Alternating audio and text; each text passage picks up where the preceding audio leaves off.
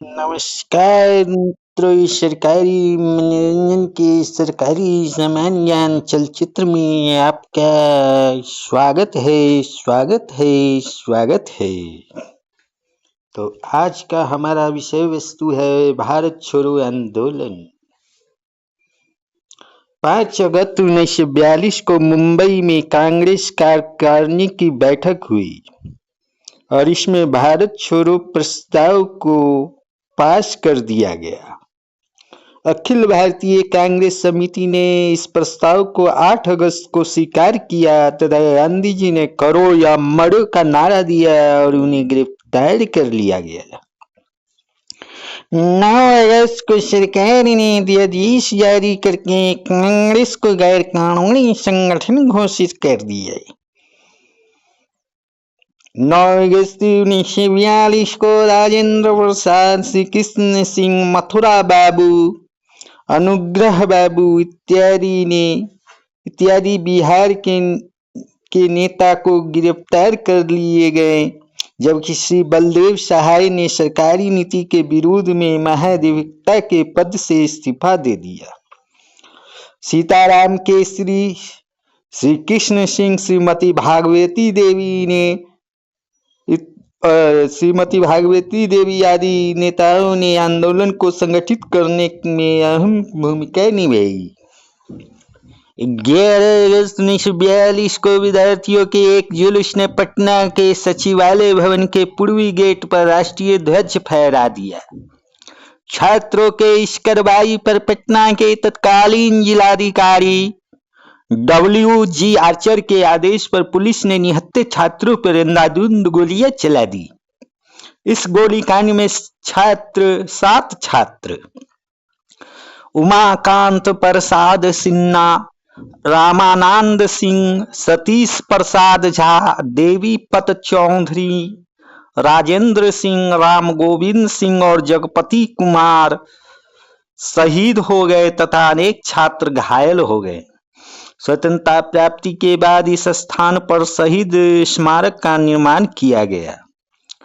इस स्मारक का शिलान्यास जहां बिहार के प्रथम राज्यपाल जयराम दास दौलतराम के हाथों 15 अगस्त 1947 को हुआ, वहीं इसका औपचारिक अनावरण देश के प्रथम राष्ट्रपति डॉक्टर राजेंद्र प्रसाद ने 1956 में किया है।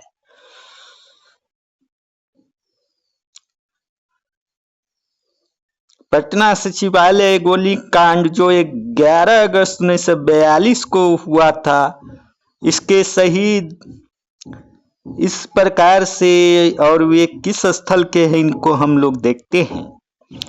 तो पहले उमाकांत प्रसाद सिंह उर्फ इन्हें रमन जी के नाम से भी जानते थे, ये नारेंद्रपुर सारण के थे।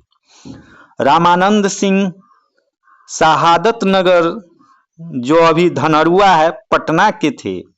सतीश प्रसाद झा खरहरा भागलपुर के, जगपति कुमार खराटी ओबरा थाना औरंगाबाद, राजेंद्र सिंह बनवारी चक सारण, राम गोविंद सिंह दशरथा पटना और देवीपद चौधरी सिलहट जमालपुर के थे। इस गोलीकांड के विरुद्ध में 12 अगस्त 1942 को पटना में पूर्ण हड़ताल रही। उसी दिन शाम में पटना के कदम कुआं स्थित कांग्रेस मैदान में आयोजित सभा में जगत नारायण लाल की अध्यक्षता में संचार सुविधाओं को ठप करने तथा सरकारी कार्यों को शिथिल बना देने का प्रस्ताव पारित किया गया। फलस्वरूप पूरे बिहार में उग्र आंदोलन की लहर चल पड़ी। बिहार के समाजवादियों ने जयप्रकाश नारायण के नेतृत्व में इस आंदोलन में महत्वपूर्ण योगदान किया। उन्होंने हजारीबाग जेल से पलायन कर नेपाल के हनुमान नगर में शरण ले ली। जयप्रकाश के नेतृत्व में नेपाल में क्रांतिकारी युवकों को छापामार युद्ध की शिक्षा देने के लिए एक केंद्र संगठित हुआ। नेपाल में ही आजाद दस्ते का गठन किया गया था। 1943 के मार्च अप्रैल में नेपाल के राजविलास जंगल में आजाद दस्ते के पहले प्रशिक्षण शिविर का गठन हुआ, जिसमें सरदार नित्यानंद सिंह के निर्देशन में बिहार के 25 युवकों को आग्नेयास्त्र चलाने की शिक्षा दी गई थी।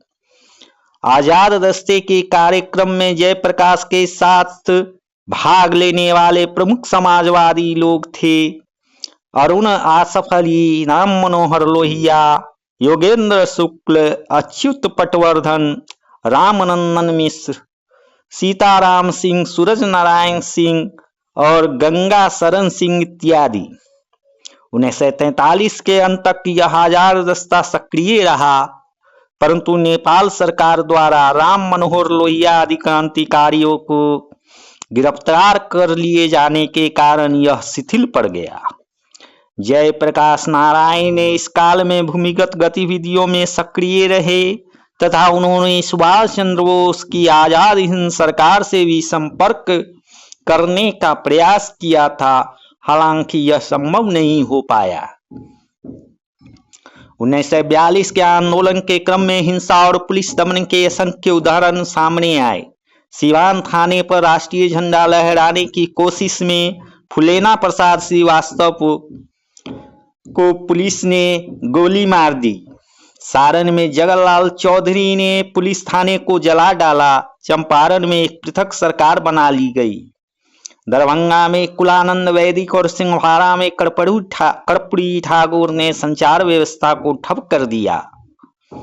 मुजफ्फरपुर के पास थाने को जला डाला गया, जबकि गया के कुर्था थाने पर झंडा लहराने की कोशिश में श्याम बिहारी लाल मारे गए।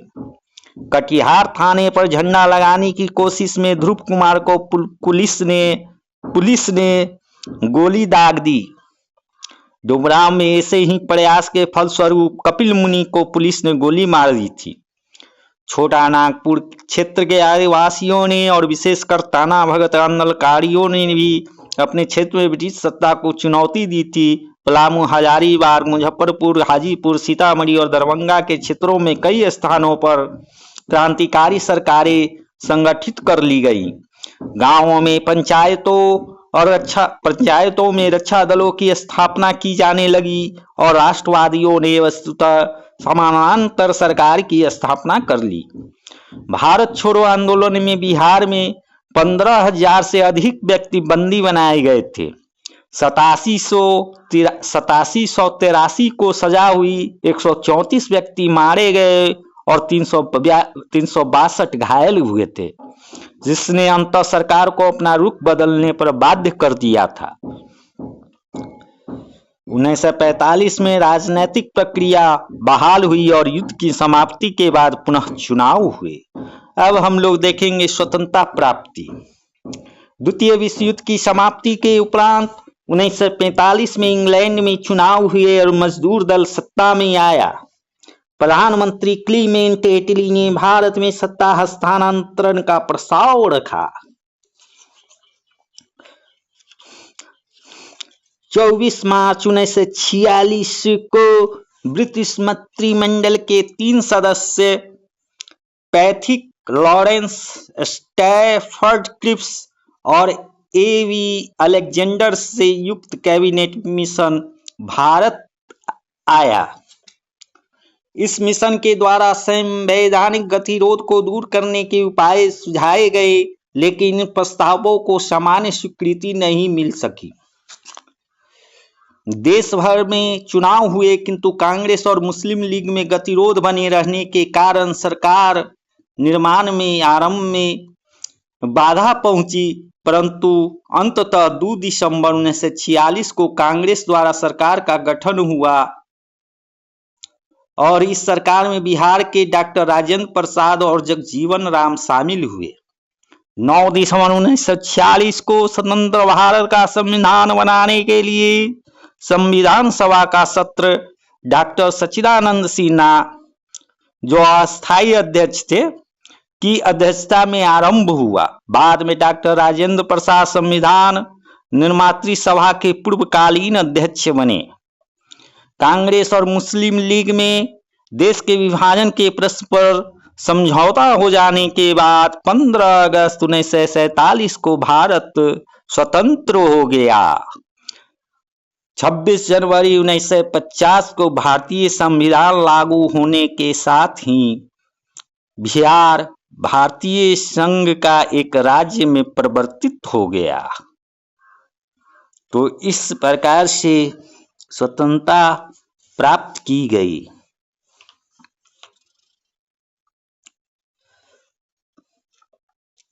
अब